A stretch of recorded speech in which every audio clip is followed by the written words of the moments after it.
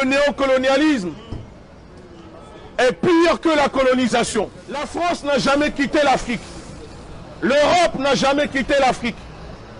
Et ça fait 600 ans que nous subissons cette politique colonialiste de la France. Ça fait plus de 2000 ans que l'Europe occupe le continent africain. Aujourd'hui, nous sommes venus vous dire, à vous, nos frères et sœurs ici, que nous devons nous battre. Nous devons sensibiliser nos proches, vos enfants, vos parents qui sont restés en Afrique pour nous libérer de l'impérialisme, du néocolonialisme. Aujourd'hui, le néocolonialisme imposé par la France sur le continent africain, c'est un néocolonialisme monétaire, sanitaire, économique, éducatif et politique. C'est à cause du néocolonialisme qui fait que le continent africain ne se développe pas. Parce que la France refuse aux pays africains qu'on nous vend comme des pays indépendants, mais qui ne sont pas en réalité des pays indépendants. Ce sont des pays entendants, parce qu'on n'est pas libre et qu'à la place de nos pays, c'est la France qui pose les commandeurs de plantation qui surveillent ces pays pour la France. Comment on peut prétendre, si nous prenons le cas de la Côte d'Ivoire, et j'ai les documents ici, je vais vous montrer ce que c'est que le néocolonialisme. Le néocolonialisme, l'image qui représente le néocolonialisme. Regardez, ici on voit en photo l'Afrique en train de nourrir la France, et on voit que l'Afrique est maigre et la France est obèse.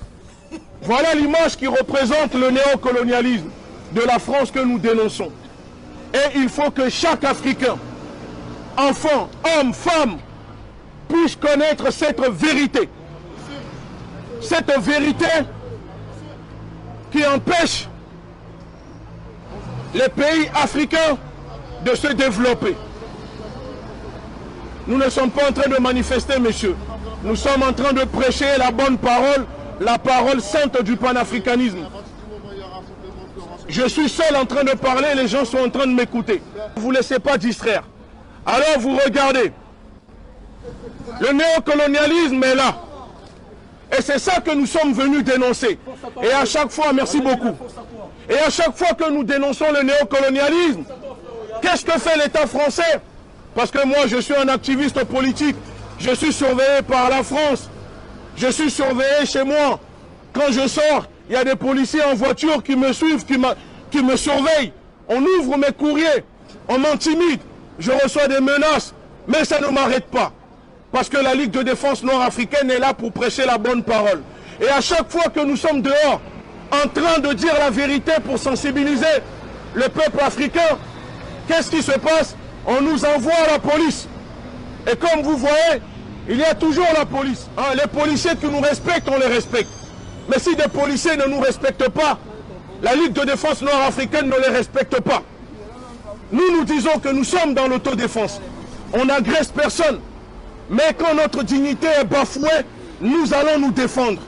Et tant que les policiers ne nous manquent pas de respect, ils peuvent rester là, écouter. C'est aussi valable pour eux, parce qu'ils sont au service de l'État français qui opprime le peuple français en même temps et qui opprime le peuple africain. Disons que le néocolonialisme est un fléau, pire que le cancer qui tue le continent africain.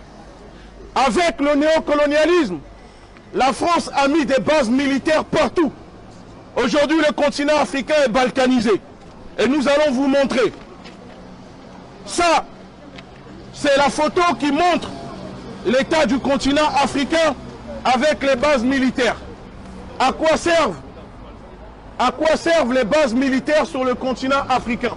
Regardez, je vais faire passer le papier pour les gens qui veulent regarder, pour comprendre l'ampleur de la balkanisation, du néocolonialisme sur nos terres.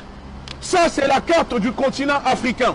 Et vous voyez, l'armée française est présente partout.